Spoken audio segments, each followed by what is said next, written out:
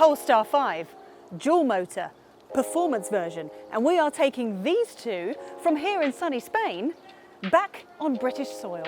Subscribe, it's road trip time. So here's what Polestar are doing. They wanted to do a mega road trip all the way from Gothenburg in Sweden down to the Sahara. Now what they've done is they've invited different journalists to join them along the way. And in my humble opinion, us at Electrifying, we got the best option by doing the Spanish bit. Sounds nice, doesn't it, in the sunshine? Right, we are officially leaving Málaga for the first section of our leg. Bye everybody. Bye, bye, bye, bye, bye. Manos and I have never actually done a road trip properly together, so I'm wondering at what point if we're going to fall out with each other. So, I'll be honest with you, I've had the Polestar 4 as my long-termer for the last 6 months, and this feels completely different, and the reason is the Polestar 5 is on a bespoke platform that's been designed just for this car. So it's not sharing any parts with the Volvo ES90, it's not sharing any parts with the Lotus Emeya. This has all just been designed for this, which business-wise doesn't make any sense, but it's nice for me because it makes it a very different experience, you know? I mean, if you look back on Electrifying, you'll see that I've done a driving experience of this car before at Millbrook, which is like a testing, proving ground over in the UK. But that car was still a prototype at the time. So then I kind of thought, well, if I'm driving the proper production version, I'm probably going to enjoy it. My expectations were high. I knew what to expect. And so far, it's living up to my expectations. This could totally be a good long road trip car, couldn't it? Because also in terms of range, this dual motor version does 421 miles, which is blooming good range. And efficiency-wise, you should be getting pretty good numbers because it's such a slick car. This version that we have here has 748 horsepower, which is still mighty powerful, I'm sure you'll agree. It's a quick boy, and earlier on we were stuck on sort of a windy road and we're all stuck behind tractors and then very slow trucks and stuff, so I did quite a few overtakes, and hey, it was very good fun. It was good fun doing the overtakes. It really was. Driving position in this is really nice, and I like the weight behind the steering. I mean, when it comes to sort of choosing your options and things of how you want the car to ride, you can't change the suspension, but the steering that I've got here is really nice and firm and really nice and connected, and it all just feels pretty blooming good. This feels much sportier than the Polestar 4, obviously because it's designed to be so. And it just feels like a very nice place to be. And you know what? The lack of rear window hasn't annoyed me yet again, which is a good thing. I mean, the wheel sizes are crazy. So it's 20-inch wheels as standard for the dual motor, but then you can opt for 21s. If you go for the performance version, you've got 21s, but can opt for 22s. So tomorrow, when we drive the performance version, they have the optional 22s. And I think that's going to feel quite firm. Charging, by the way, we've got 800 volt architecture now, which is exciting. So 350 kilowatt rapid charging. That will get you from 10 to 80% in 22 minutes, if you find the right charger. That's a good thing. There is one downside, though, when it comes to the charging in the Polestar 5, regardless of if you go for performance or the dual motor. The AC charging, top whack is 11 kilowatts. You don't even have an option for 22. I think in a car like this, and a car of this price as well, just having the option of 22 would be nice, wouldn't it? Now look, I know that you want to know all about the Polestar 5 because quite frankly, who wouldn't? This is an exciting car, a Porsche Taycan rival in fact.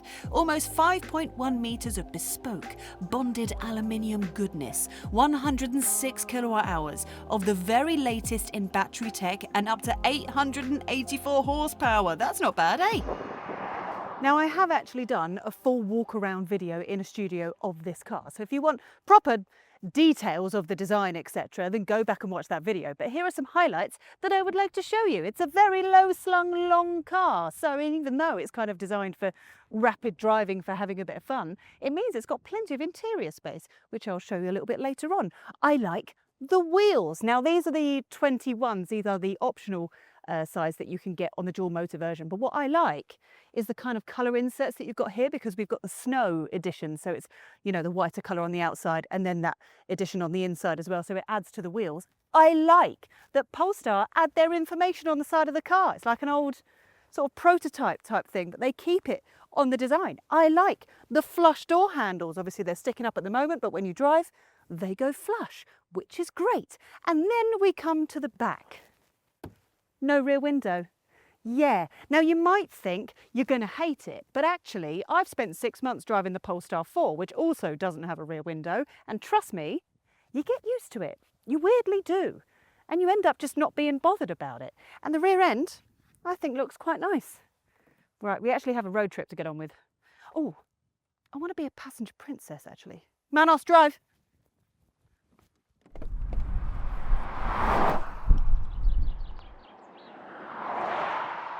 Now, I remember when I first drove the car in the UK over at Millbrook at the testing ground, and I remember them telling me about the materials and like how much work has gone into making everything sustainable and extra light. And the materials on the back of the driver's seat, it took them about 90 goes to get the fabric just right, to make it good quality, sustainable, and super lightweight, which is wonderful. It's very quiet back here. Now that is largely because of the sound system that we've got. So this is an option, but we've got the Bowers and Wilkins sound system set up in this car. And it's got like noise cancellation technology, a bit like when you've got your headphones in and you can kind of cancel the noise from the outside to get rid of screaming children and stuff. But instead in here, if you've got a screaming child in here, you're doomed, but you won't be able to hear the road noise, the tyre noise, the wind noise. It kind of deadens that out. But you'll still be able to hear, you know, car honks and things and the important stuff. I'm going to recline because I can. Also, I am having a massage. There's a screen here. So you tap on the fan to kind of wake the screen up. And then you can change your temperature. You can trigger your ventilated seats. You can put on your massaging seats. Got some cup holders here, but storage in there. That's where my phone is, and that's all nice. I mean, it's set up as a 4+1. So you can have someone in this middle seat. If you just lift up that bit there, you can have someone, but you don't really want that, do you? Instead, you want to have your pillow, put it just, that's it, just there. And then, yeah, that's nice. By the time we made it to the overnight stop in Marbella, baby, we had covered almost 180 miles over around 3 hours of driving on this first day. And we managed around 3.6 miles per kilowatt hour, which is good for a real-world range of around 381 miles. That's not bad, eh? And yes, I know that Málaga to Marbella isn't actually very far, but we did a big scenic route up into these mountains because that's what beautiful road trips are for, aren't they? All the fun scenic stuff. Good morning from Marbella. It's day 2, so we're driving the performance version today, and we're taking this all the way onto British soil. And I'm going to have to put my suitcase in the 62-litre frunk because Manos has filled up the 365-litre boot with all of his camera kit. But thankfully that fits that. Let's go. Okay. Right, first of all, yellow seatbelts because this is the performance version. Right. This interior is genuinely a very nice place to be. The setup, the driving position, everything is all set up and working really nicely. And so far, there's been no issues with the software, which is a bonus. You get in the car, put your foot on the brake, and it moves you to your driving position, which you can save. And from here, I mean, you've just got these sort of clear buttons on here, but then you can kind of just tap and it will give you certain menus. And then that's it. When it comes to the steering wheel, that's all fine. You've also got a head-up display if you want it. And then this screen here. So all down here is completely customizable. So if there are certain buttons you know you're going to press pretty often, like if you want to put it into performance mode or out, if you want to change the level of your regen braking, turn off your bing bongs for your speed and stuff, then that's what we've got saved in our favorite controls. And then you've got your favorite apps as well. So the things that you would use regularly, like your Google Maps, or they've got YouTube saved on here, which is actually kind of nice. The maps themselves, it's Google, it's all a Google brain. Even the Google voice control is very good and seems to pay attention. Hey Google, tell me a joke. Why did the Scarecrow win an award? Because he was outstanding in his field. But that works, so that's nice. And then within the menus, hopefully this is all working. It is. That's when you can kind of go through your apps and stuff on there. But honestly, 9 times out of 10, you're not really going to touch what's going on here once you've set your favourites down at the bottom. So that's nice. Bit of storage down here, your wireless charging down here. There's your cup holders, and there's your volume knob, and then there's some storage in here. I've done all of this before in a studio. Just trying to give you my highlights. But it feels very spacious. The camera is really good quality, so that's all great. One tip from your old pal Nicola: if you get one of these and you don't have a rear window, you need to get used to where the hazards are, because you're going to use those a lot to thank people, because it's so tempting to do this. Oh, thanks, like to go out the back window, but there's no back window. So you need to stop yourself and press the hazards as a thank you. You got it? You got it. Okay, so Manos has just found a sign on the back of the seat that says, what does it say? Animal welfare secured. So it means it's leather made out of cows that don't mind being killed. Is that the only way to explain it? They're like, nah, I've had my time. I'm okay to be interior of a car now. That's okay with me. Sign a form. Right, now we're talking. Okay, folks, we have 884 horsepower, and that pull away was wonderful. Yes, it was. There wasn't even a foot to the floor. There was just a gentle boom, you know? Now, I know from when I drove this car before, they tell you that it's a 0 to 62 time in 3.1 seconds, but I know it's faster than that. I know it is. We got it on camera. We did it in 2.7, I think. Bloody fast boy, it's what it is. But it also means that your range is slightly less because it's a super fast baby.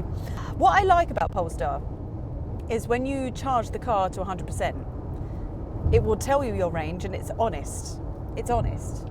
I mean, the thing with this car that we're driving today, when we got in the car, it was 98%, and it said 350 kilometers, which basically means everybody that's driven the legs before us has been ragging the car like crazy. And the car sort of learns your habits. So then when you next get into the car, you know, your 100% will be dependent on how you drove it the time before. So some people have been having some fun in this car as they've been driving across Sweden, then into mainland Europe, and then across France and all that sort of stuff. The sound system in this car is incredible. So at the moment we've got it set as a concert hall. So the music in here, obviously we can't play it to you because there's music rights within YouTube. But it sounded like we're in a concert hall, and I can hear the echo of my own voice while I'm sat within this car. And you can choose where the sound goes. 3D surround, what happens if I press that? Low, standard, high, sound space, sound focus. So you can change where the sound comes out. If you're just the driver, it could just focus on the driver. That is so good. That is so good. Oh man, this car is fantastic. It genuinely is. And this is not me saying, oh, it's because of Polestar, because it's a Polestar, it's great. Because not all of them are perfect. This is perfect. The Polestar 5 performance version is fantastic. The dual motor is very good. This is fantastic. So in this performance version, you can genuinely feel the difference in the ride between this and the dual motor. Because in this version, in the performance, you've got the MagneRide dampers. So what it's doing is it's constantly reading the road about 1,000 times a second. And then it's making everything ride perfectly. And it changes things across the car in milliseconds to make it perfect. And it's perfect! Little things also like the touch on the steering wheel hasn't bugged me. So you've got like touch sensitive buttons within here, but nothing happens until you actually press them. But if you go to sort of tap on it, then it comes up with a menu of what it can do. So if I want to change the screen, then I would just touch that, and then if I want to change it, I would press it like that, and then it changes. And it's the same with your ride. So if I was to tap on that, then I can change my levels of regen braking, I can turn off the one pedal driving, I can turn off performance mode, then I can put on my, oh no, I can turn off my bing bong, so you can turn off the speed bing bong, so that's good. Cruise control, in case you were wondering, is just another pull down on the stalk, so that's easy. It's so quiet in here. Like, there's no fake engine, there's no electric sound, it is just pure silence. But it is funny, because it is so silent in this car, if you've got the massaging seats on, you can hear the noise of the massaging seats, and it sounds like someone's farting. It kind of goes pff, pff, pff, like that. It's either that or Manos was farting, I don't know which one it was. Jag vill haverera lite hos farten. Okay. Okay, we're here. We have finally made it to Gibraltar, totaling around 6 hours of driving, some very snaky and fun routes, and the Polestar 5 has been absolutely blooming epic. I'm coming out of the cave now. And look how blue that water is. Oh, it's beautiful. Oh, wow.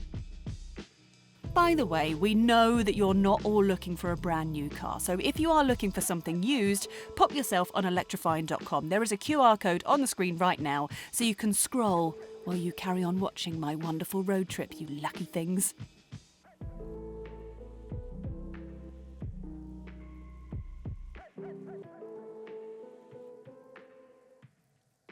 We did it. We're in Gibraltar. Very nice. I mean, Africa is there, and that is the next stretch for Polestar, and I'm a little bit gutted that we're not doing the rest of it, but I understand what they're doing. Everyone's doing different sections of this massive road trip from Sweden to the Sahara, so I wish them all the best of luck as they carry on across the ferry into Africa. But I think the most important thing to tell you right now is pricing. Right, the dual motor version, we're looking at £89,500, which is about the same price as a Taycan or even the Lotus Emeya. But then, if you go for the performance, that jumps up to £104,900, which is quite a big jump. But I think it's worth it. My humble opinion of driving that for a day and then that for a day. I think the performance is just that little bit more fantastic. Don't get me wrong, the dual motor is very good, but the performance is fantastic. Those MagneRide dampers just feel brilliant, and it just kind of reads the road, so you can just throw it and have so much fun in it. And if you can afford one, go for your life. I mean, if you can't afford one but you need kind of something similar, then you can find like an old used Taycan or something, because there's some really good deals. You can see them on electrifying.com. But if you can afford one of them, I mean, would you rather have that, which would then kind of be the same price as the new Jag? Ooh! Right, as soon as the new Jag comes out, we're putting up against that. It's my promise to you. Right, I've now got to go from the UK back to Europe to get back to the UK.